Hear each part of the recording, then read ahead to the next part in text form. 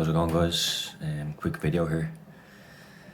I just needed to make this before I go to sleep because it's just so important, you know. I've just been having a conversation with a close friend there, and she's explaining about her recovery and the steps that she's taken. And I immediately just, you know, had that light bulb moment that I need to make this video because it's so important. So the video is what's on the other side. You know, like when I think of, and I look back and all the fears, all the fears and thoughts I've had for 10 years, not one of them came true. And I always feared, like let's say when I started really recovering was through jogging, exposed myself through getting out every single day and going into the places that I feared for many, many years. So when I first started jogging, like, I was so resistant towards it, and I always feared, what if, and I'll go through them what ifs, because I just want people to know that what we think and the sensations are all the same, okay, guys? Anxiety disorders always produce the same symptoms: the heart rate, the dizziness, the brain fog. It always produces the same things, but what differentiates people is the thoughts. Some people fear the heart, some people fear the dizziness, some people fear being stuck here. We all have different fears, okay, guys, when it comes to anxiety disorders. Not one of them are true.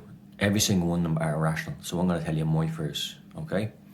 When I first started to jog, I couldn't jog around my house because that was one of the biggest things for me. That's what agoraphobia is. You're just afraid, like, to leave your safe zone, afraid of a panic attack.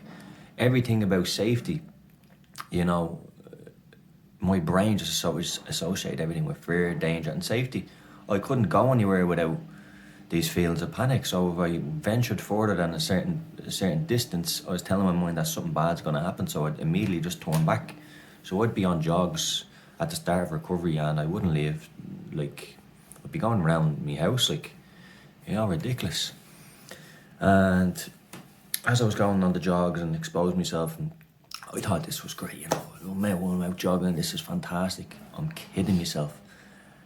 Think about that. You know, I'm kidding myself, guys. And I've done that for a very long time because I started to venture further out then. I was terrified, so I completely stopped jogging then. Because I was worrying about what's on the other side of this. What's going to happen? Like, will I die? Will I collapse? Will I have to ring an ambulance? Will I have to run into someone's house? All these mad thoughts are going through my mind. And one day then, you know, that was I guess I just bit the bullet one day and I said, I can't take this anymore. You know, I cannot take being stuck. It was a beautiful day out. Everyone was out. It was a summer around exactly 3 or 4 years ago, maybe 3 years ago. And I just couldn't take it anymore, guys. I just put on a backpack, put a drink of water in it. And I said, I'd rather probably die from this. I'd rather die than die a hero in my own mind. Going into this feared place, I'd rather die than sit like a coward in my house, afraid of all these symptoms and thinking what's going to happen to me. I'm afraid to jog down the road. I bit the bullet one day. I was so angry at myself. I let this control my life. It took away everything from me. It became so codependent, dependent on people and letting people down, lying to people. It's horrible. So I decided then, that's it. It was about 1 p.m, the sun was blazing. I put on my backpack and off I went. And I remember crying during the jog. I remember all these feelings that I had, like, what, like, I'm jogging, I have to stop. And then I thought about, I'm too far away from home. I'm gonna lose my mind, something's gonna go wrong. I feel it this time, my heart. Will I stop? And I kept walking. There was no way back. I was miles away from home anyway. So I had to just let this, whatever it was, overcome me. There was no way out. I could have retreated home, yeah, but it was still a long distance away from home. So I kept walking, got up more courage. Eventually then, I started to just almost self-soothe, almost. Okay, I'm after having all these thoughts for the last 10, 15 minutes. Will I ring an ambulance? What if I die?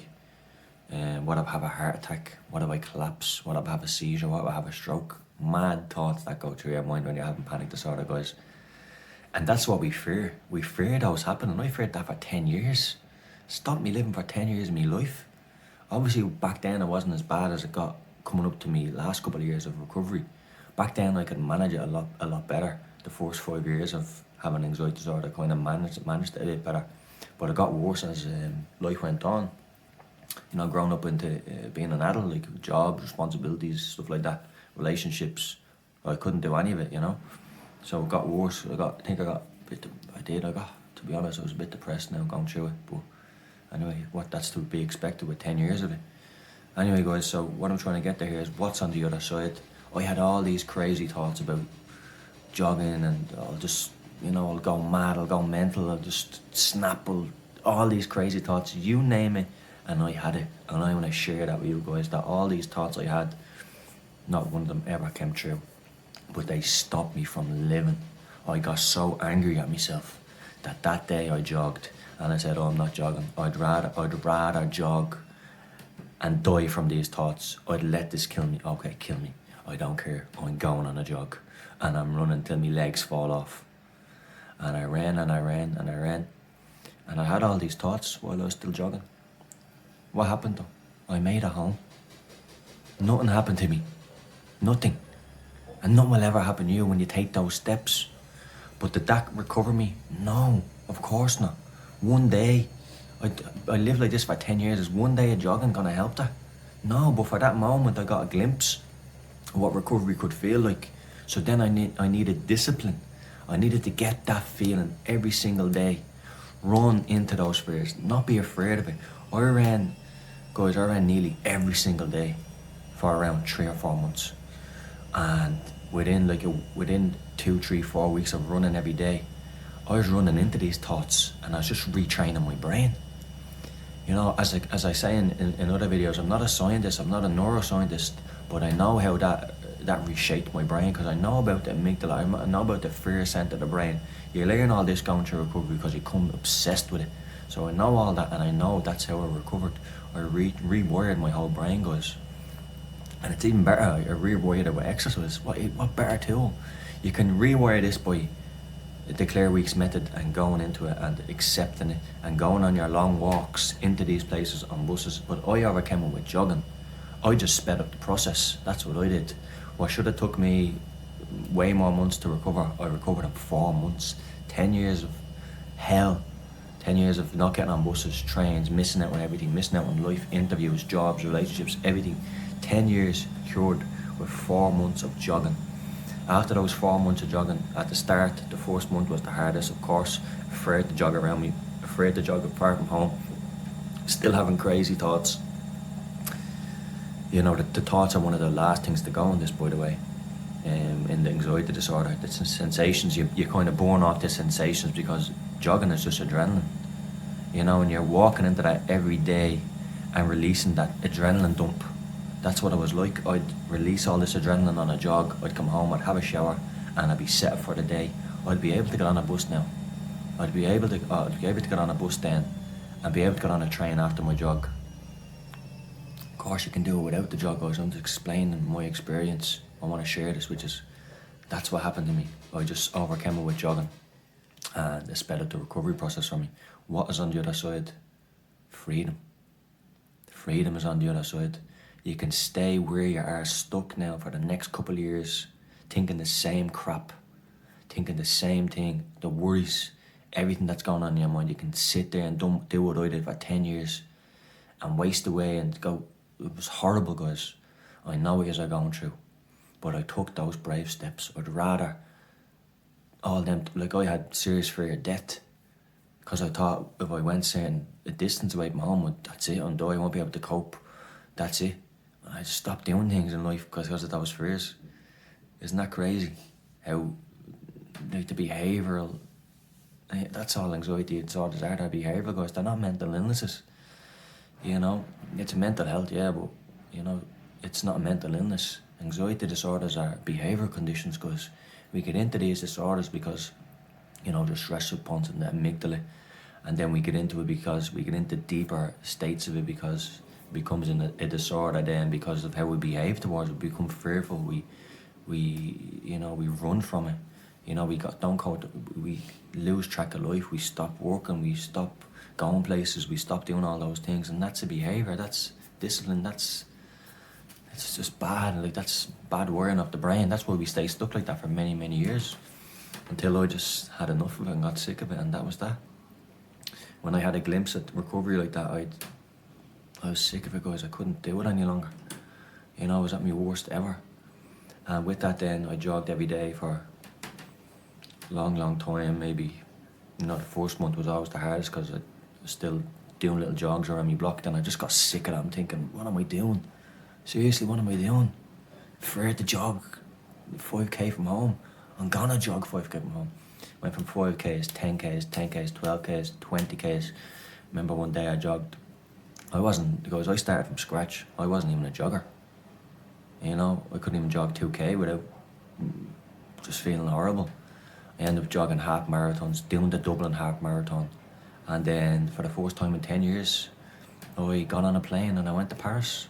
For the first time in 10 years, I flew.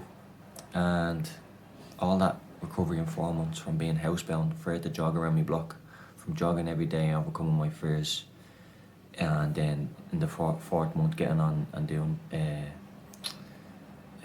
getting on a plane, nuts. And I'm here in Paris now making this video, still absolutely insane.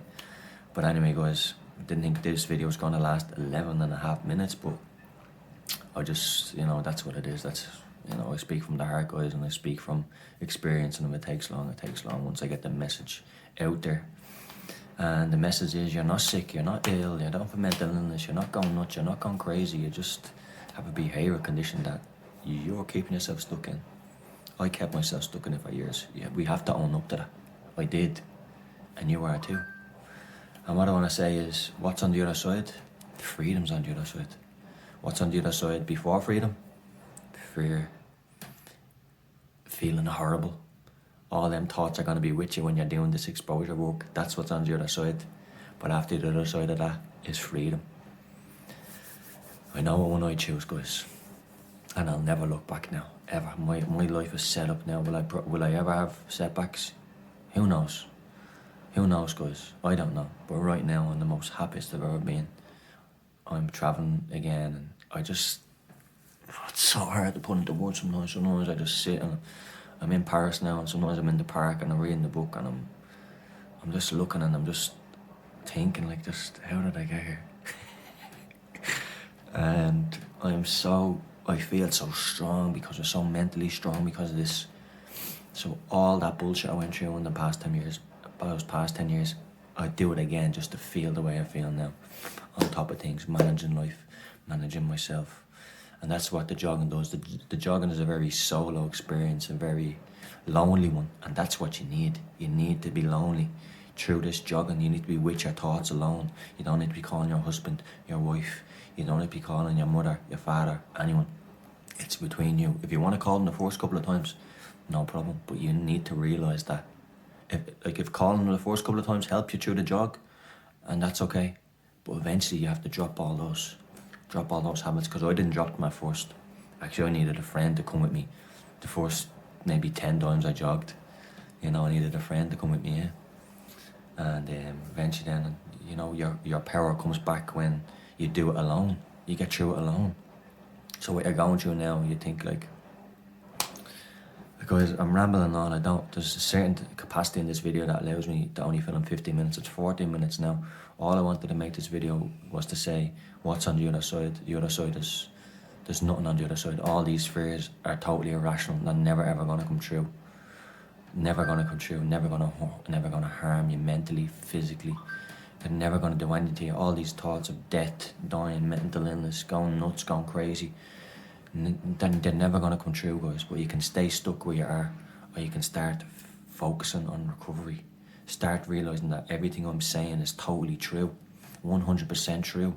And every single person, there's so many people now out there that have these challenges, that have recovered from anxiety disorders, and they speak the same words because it's the same method of recovery. I just did it a little bit different because I jogged, and I took it to the next level. I went and travelled. Anyway, a couple of seconds left, guys. You can recover, I swear, I promise you. I'm going to continue making these videos. Love to all. Take it easy.